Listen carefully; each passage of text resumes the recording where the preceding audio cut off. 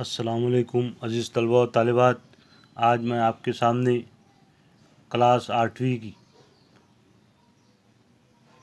विषय मराठी इसका page number 16 पर जो कृति है वो लेकर हाजिर हूँ। तो देखिए, ये सवाल नंबर ई है, विराम चिन्ह, नावे और उसका वाक्य यानी जुमले बनाना है।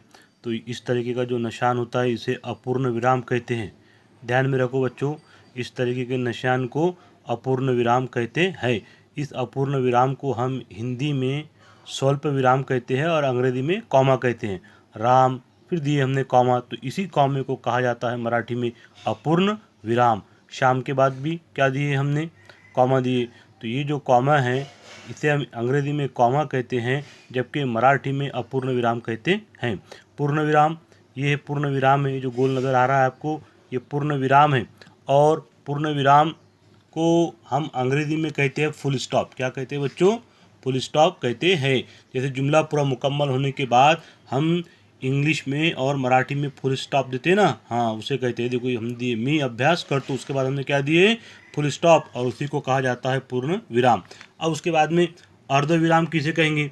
तो अर्ध विराम ये है, देखो गौर से देखना आप अर्ध विराम को, यानी एक फुल स्टॉप दिया हुआ है और उसके नीचे में अपूर्ण विराम है, तो ऐसा मिलाकर बनता है अर्ध विराम। जुमला है ढग आले, यानी बादल तो आए पण पाऊस पडला नहीं, लेकिन बारिश हुई क्या? नहीं, बारिश नहीं हुई। उसके बाद देखिए ये निशान, ये हम सबका पहचान का निशान है, हम सब इससे वाकिफ़ है अच्छी तरह। ये है प्रश्न चिन्ह। क्या है ये? प्रश्न चिन्ह। इसे हम प्रश्न चिन्ह कहते हैं। तू कुठं जात आहेस, जुमला यानी सवाली जुमला होता है, तो हम उसके आखिर में निशान लगाते ना, उसे कहते हैं प्रश्न चिन्ह। और ये देखिए, ये खड़ी लकीर है, उसके नीचे एक बिंदु है, पॉइंट है, इसे कहा जाता है उद्गार चिन्ह। क्या कहा जाता है?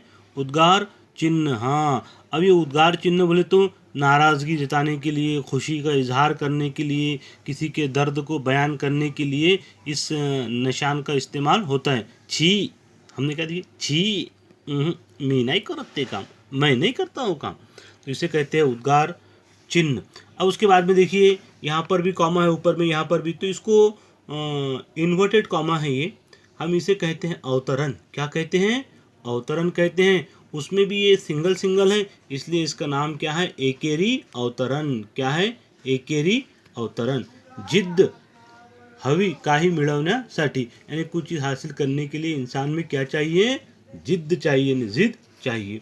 तो ये हो गया एकेरी अवतरण। दूसरा देखो दुहेरी, एकेरी अवतरण था तो एक एक निशान दिए थे, अब दुहेरी अवतरण है तो देखो दो दो निशान दे रहे हैं, है ना, तो इसे कहते हैं दुहेरी अवतरण, यानी डबल इन्वर्टेड कॉमा इंग्लिश में।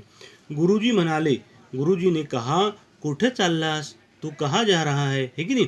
तो इस तरीके के ये विराम चिन्ह हैं, ये अपनी किताब में दिए हुए थे, तो विराम चिन्ह हमने लिखे, उसका नाम भी लिखे और ये जुमले भी लिखे, लेकिन ये आपको अपनी बुक में लिखना है। बच्चों, आपकी ज़्यादा की मालूमात के लिए 3 और ये भी निशान है, देखिए ये। अब ये भी यहाँ पर डैश दी हुई है, यहाँ भी डैश दी हुई है, लेकिन नहीं, इनमें फ़र्क है।